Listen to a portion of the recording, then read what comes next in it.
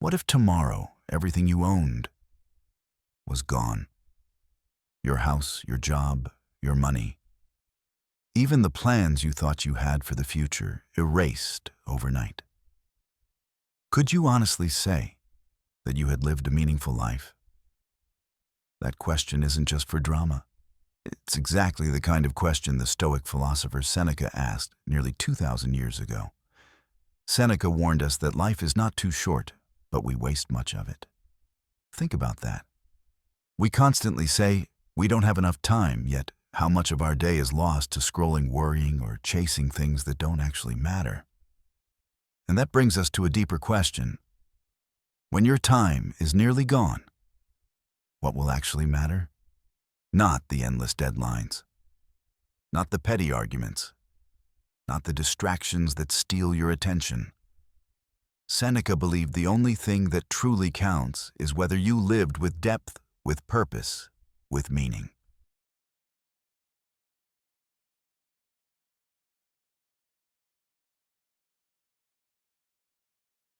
Here's the hook.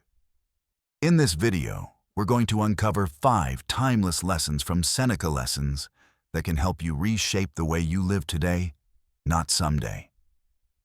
Because let's be honest, most people wait until it's too late to ask themselves what a meaningful life really is. But you don't have to wait.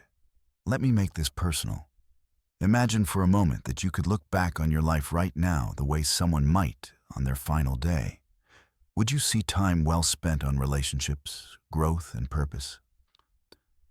Or would you see years wasted on things you barely remember? Seneca challenges us to stop waiting for tomorrow and to live deliberately starting today. And here's why this matters for you. We live in an age of constant distraction. The average American spends nearly 3 hours a day on their phone. That's over 45 full days, every single year gone. Seneca would shake his head at that. He'd tell us it's not that you have too little time, it's that you throw so much of it away. So the real question becomes, how can you stop wasting time and start living meaningfully? That's exactly what this video is about. Stay with me, because in the next few minutes, we're going to break down Seneca's 5 most powerful lessons. These aren't abstract ideas locked in ancient books. They're practical steps you can use to give your life more clarity, calm, and purpose starting today. Because in the end, the only tragedy greater than death is never truly living while you had the chance. Let me ask you something. What is the most valuable thing you own? Most people would say their house, their savings, maybe even their career. But Seneca, the Stoic philosopher, would laugh at that answer.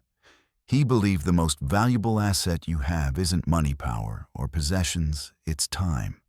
Seneca wrote, "It is not that we have a short time to live, but that we waste a lot of it." Think about how radical that is. We constantly complain that life is too short, that we don't have enough hours in the day. But Seneca turns the mirror back on us. It's not that life is too short, it's that we're throwing it away.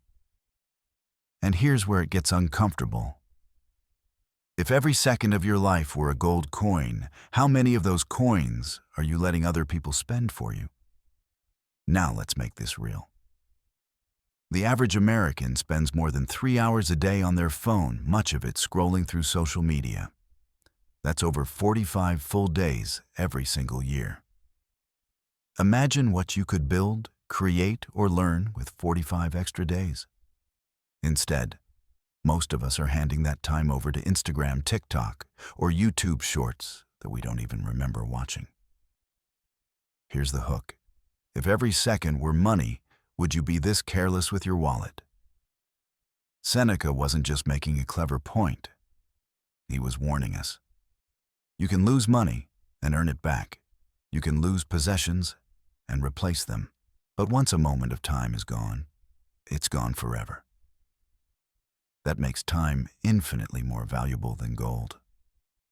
So why do we guard our wallets so fiercely, but give away our hours so easily? Let me give you an example. Imagine someone stole $100 from you today. You'd be furious. You'd probably tell everyone about it. But if someone wastes 2 hours of your time, or if you waste it yourself, do you even notice Seneca would say, that's insanity? We protect our money, but we squander our most precious asset without thinking. And here's the irony, we know this deep down. Every time you say, I wish I had more time, you're admitting you're spending it wrong. The problem isn't the length of life, it's the way we're using it. Now let's zoom in on modern life. Our schedules are crammed with endless work tasks, pointless meetings, mindless scrolling, binge-watching shows we don't even like that much. We say yes to things we don't care about just to please people we don't even like. Then we wonder why we feel exhausted, unfulfilled, and always short on time. Here's the hook. If your calendar is full but your soul feels empty, you're not living, you're just existing. Seneca believed the solution was simple but not easy. Become ruthless about your time. That doesn't mean you never relax or never enjoy yourself. It means you consciously choose how to spend the minutes of your life, instead of letting them slip through your fingers. Ask yourself, what would your life look like if you treated every hour like a precious investment? Would you still say yes to that pointless meeting? Would you still doom scroll for hours at night? Or would you pour that time into your family, your passions, your growth? Let me give you a personal example. Think about something you've always wanted to do. Write a book, learn a language, start a business. Most people say, I don't have time. But the truth is, you do. You're just spending it elsewhere. Replace 30 minutes of scrolling each day with 30 minutes of focused action, and within a year, you'll have over 180 hours dedicated to your dream. That's enough to transform your life. And this is exactly why Seneca called time our most precious wealth. Because it's not about the years you live, it's about what you do with them. So here's the challenge I want to leave you with. For the next week, track your time the way you track your money. Write down where every hour goes. At the end of the week, ask yourself, did I spend those hours wisely, or did I give my gold coins away for nothing? Because in the end, life isn't short, it's just badly managed. And the moment you start guarding your time like the treasure it is, you stop wasting life and start living it. What if you knew you only had 1 year left to live? Would you keep living the same way you do now, or would everything change? That's the exact question Seneca, the great Stoic philosopher, wanted us to ask ourselves. For him, living a meaningful life wasn't about wealth, reputation, or comfort. It was about being prepared for death at any moment. Because only when you accept death can you truly start to live. Seneca wrote, "Let us prepare our minds as if we'd come to the very end of life. Let us postpone nothing." In other words, stop pretending you'll live forever. Stop delaying the things that matter most. The clock is always ticking, and death is not an enemy, it's a teacher. Now here's the paradox. People who fear death the most often waste their lives rushing, grasping, and panicking. They live as if death were chasing them, yet they never slow down to enjoy life itself. But those who accept death, who acknowledge that it's natural and inevitable, are the ones who savor every moment. So let me ask you, if you knew you had only a year left, what would change? Would you finally tell someone you love them? Would you stop wasting time on things that don't matter? Would you live with more courage, more gratitude, more purpose? Here's the hook. When you embrace death, you stop living like a victim of time and start living like the master of it. Seneca compared life to a journey across the sea. Some people are so terrified of the waves and storms that they never leave the shore. Others accept that the ocean is dangerous, but they sail anyway, and in doing so, they experience the adventure of life. Death to Seneca was simply the natural end of that voyage. And this isn't just philosophy, it's supported by modern science. Psychologists who study end-of-life experiences often find that people who accept death report less anxiety, more peace, and even greater appreciation for the small joys of daily living. In fact, hospice nurses consistently say that the biggest regrets of the dying aren't about death itself, but about the life they didn't fully live. Think about that. Death isn't the problem. Regret is. And that's why Seneca wanted us to practice death in our minds, not to be morbid, but to be mindful. He believed that by reflecting on death daily, you strip it of its power to terrify you. You see it for what it is, the closing chapter of a book. And if you know the ending is coming, you read every page with more attention and love. Now let's make this practical. Tomorrow morning, before you dive into your routine, try this exercise. Ask yourself, if today were my last day, how would I live it? Maybe you'd speak more kindly. Maybe you'd waste less time. Maybe you'd appreciate the sunrise, the coffee in your hand, or the laughter of someone you love. That single question has the power to change how you move through your day. Here's another way to think about it. We all have an expiration date, but none of us can see it. Every day you wake up is a bonus day, a gift you weren't guaranteed. Seneca would tell us to stop living like immortals and start living like mortals, because when you do, every moment becomes precious. And here's the hook. You can't choose how long you'll live, but you can always choose how deeply you live. So what's stopping you? Fear, distraction. The illusion that you'll get to it later. Remember this. Later is not promised. You don't get to schedule meaning. You don't get to schedule courage. You only get now. Seneca's timeless lesson is this: don't run from death. Face it. Accept it. And let that acceptance guide you into a life without regret. Because the tragedy isn't that we die. The tragedy is that we never truly lived while we had the chance. So I'll leave you with this question. If you knew you had 1 year left, how would you live today? How many times have you lost your temper over something you couldn't change? Maybe it was traffic that made you late. Maybe it was a rude comment from someone online. Maybe it was a boss or a coworker whose attitude ruined your entire day. And yet, none of those things were actually in your control. This is where the wisdom of Stoicism shines. Seneca, along with other Stoics like Epictetus and Marcus Aurelius, taught one of the most liberating truths in philosophy. Don't waste your energy on what you can't control. Instead, focus entirely on what you can. Seneca believed that when we allow external events or other people to dictate our emotions, we hand over our freedom. Imagine giving a stranger the keys to your happiness. Does that sound wise? Yet, that's what we do every time we let someone else's behavior decide our mood.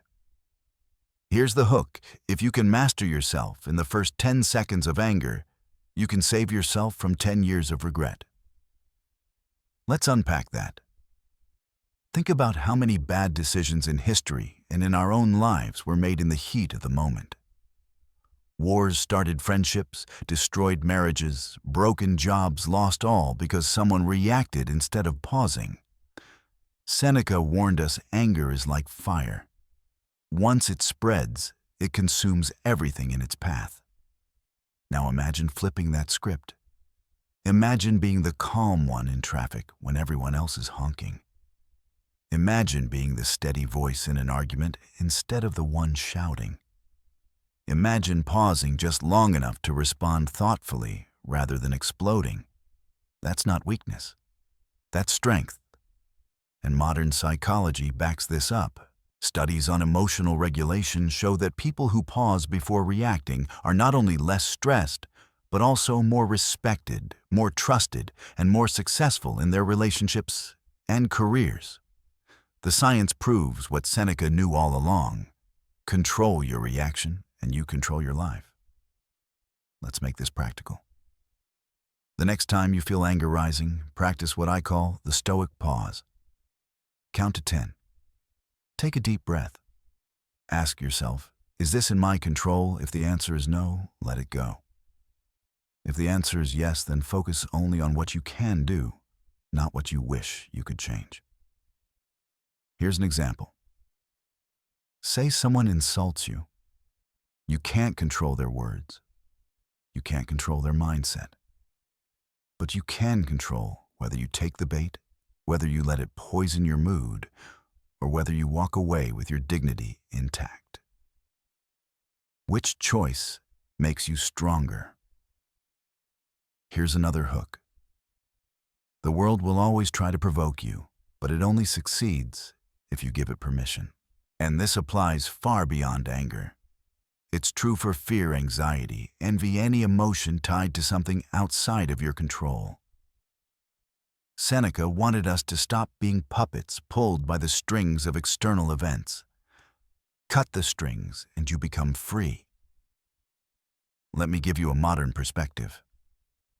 We live in a world where outrage is everywhere. Social media thrives on it. Algorithms are designed to push the most shocking, infuriating content straight into your face because it keeps you hooked. But ask yourself, do you want to be controlled by a screen?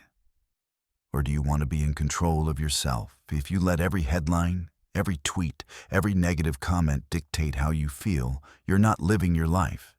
You're reacting to everyone else's. Seneca would say, step back. Remember what's yours to command your thoughts, your choices, your actions. Everything else is noise. So here's your challenge. For 1 week, whenever something frustrates you, write it down in 2 columns. On the left, write, out of my control.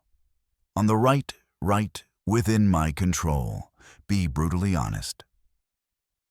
You'll quickly see that most of what stresses you belongs on the left side.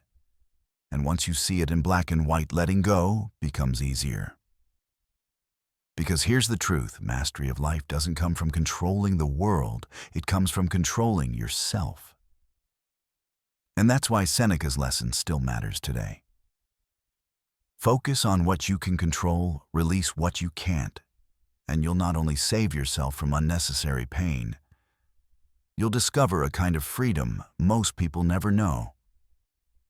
So I'll leave you with this question, and the next time life pushes your buttons, will you react on autopilot? Or will you pause, breathe, and choose strength instead? What truly makes a person rich? Is it the size of their bank account, the number of possessions they own, or the peace of mind they carry inside? Seneca, one of the wealthiest men of his time, wrestled with this question every day. Despite having access to luxury and privilege, he chose to live humbly.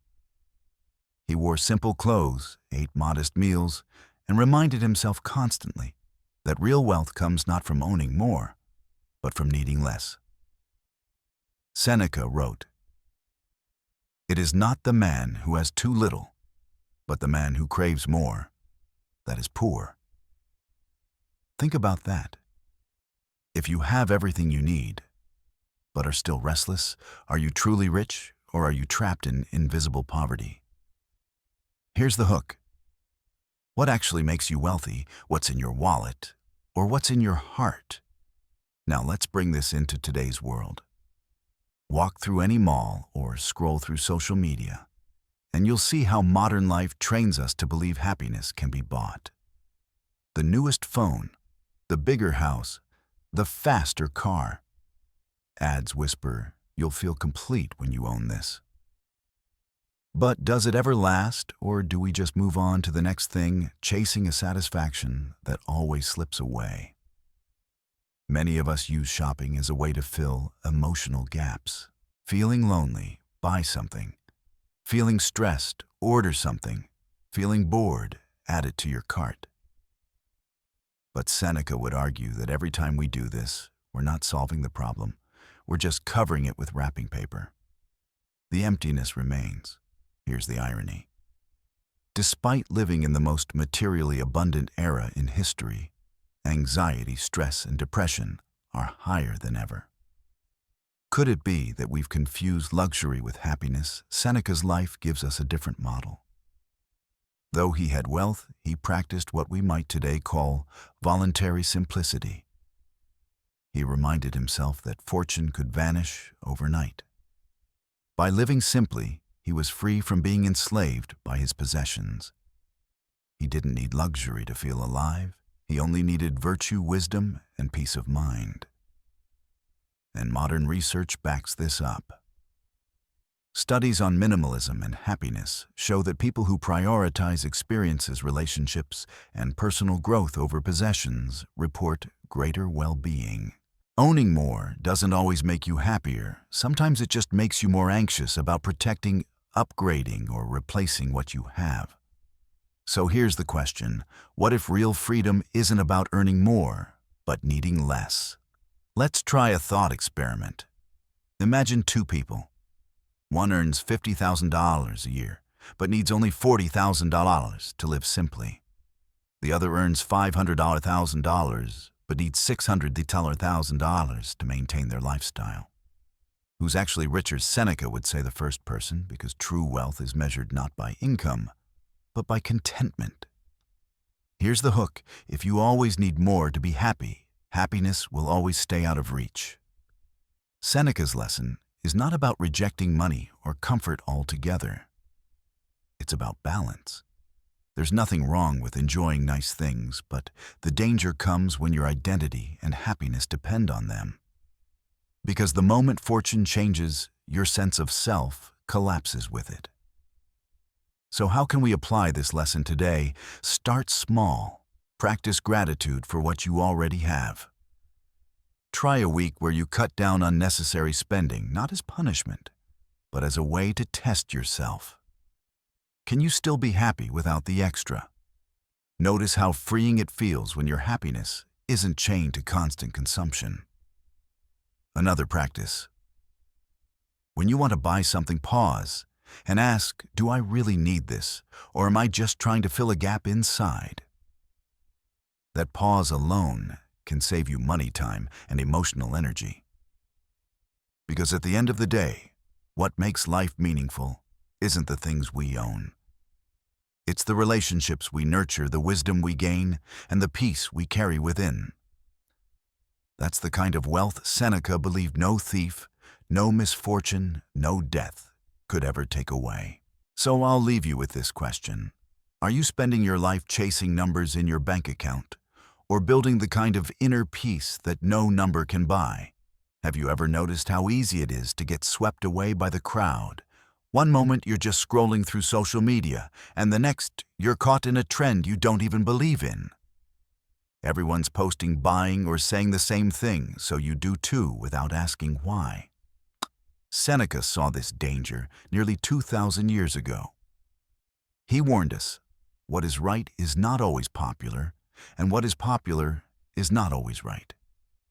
His advice was simple: don't run with the crowd without stopping to ask yourself one critical question: is this right? Here's the hook: if everyone is running in the same direction, would you dare to stop and ask? Why? Let's be honest, most of us don't. We crave belonging. We want approval. And that's human.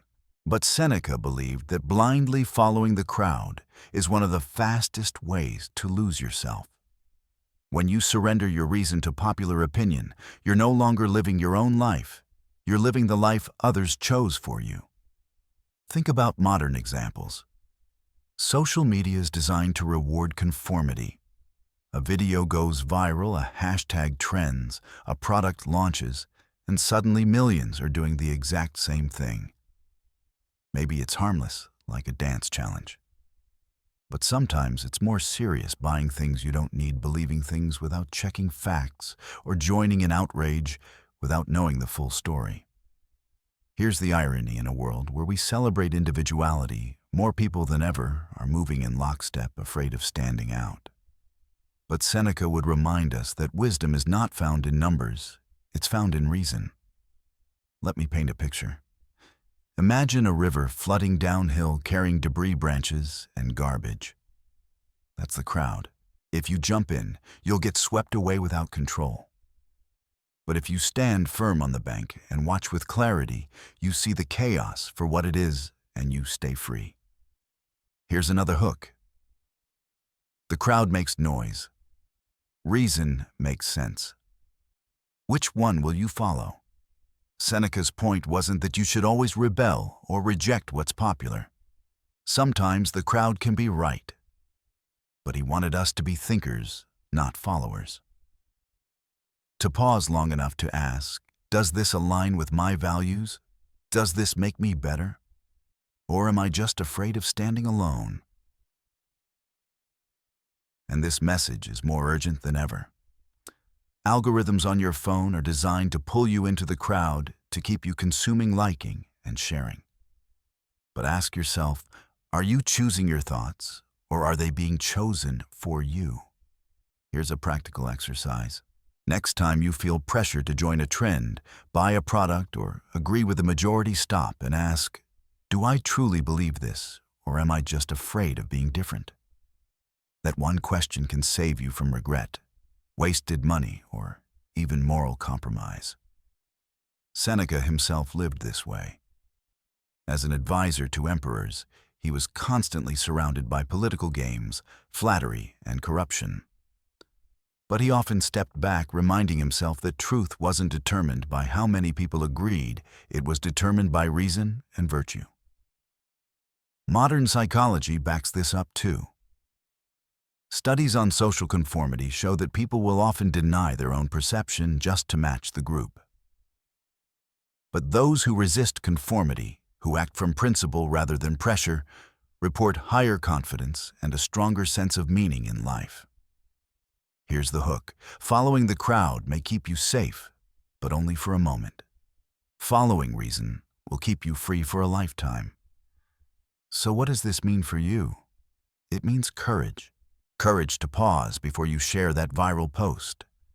Courage to say no when everyone else says yes. Courage to live by your values, even if it makes you different. And remember, history doesn't celebrate those who followed the crowd. It celebrates those who dared to think differently. So I'll leave you with this question.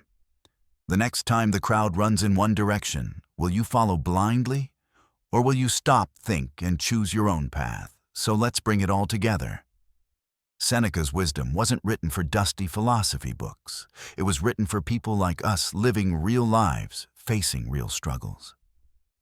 And if we look closely, his 5 timeless lessons give us a roadmap for something we all want, a meaningful life.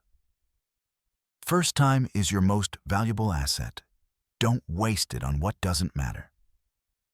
Second, accept death, because when you stop fearing the end, you finally start living. Third, focus on what's within your control, your choices, your responses, your actions. Fourth, embrace simplicity. True wealth comes from inner peace, not endless possessions. And fifth, live by reason, not the crowd. Think for yourself, even if it means standing alone. Now here's my challenge to you tomorrow morning, before the chaos of the day begins. Write down just one sentence inspired by Seneca, something that reminds you to live more meaningfully. It could be, "My time is precious, I will not waste it," or "Today I choose peace over anger." Write it, carry it with you, and see how it shapes your day. And when you've tried it, come back here and share your sentence in the comments. I'd love to see what you come up with. And your words might inspire someone else watching this video. And here's the truth, lessons like these only work if you practice them. Philosophy isn't about sounding wise, it's about living wiser. Seneca knew this, and now you do too. So if you want to keep learning how to apply Stoic philosophy in your everyday life, so you can live calmer, stronger, and with deeper purpose, hit that subscribe button right now. Because in the next video, we'll go even deeper into Stoic wisdom, and I promise it will give you practical steps to turn philosophy into action. Don't just think about these lessons, live them. And tomorrow morning, let Seneca's voice guide you into a life without regret.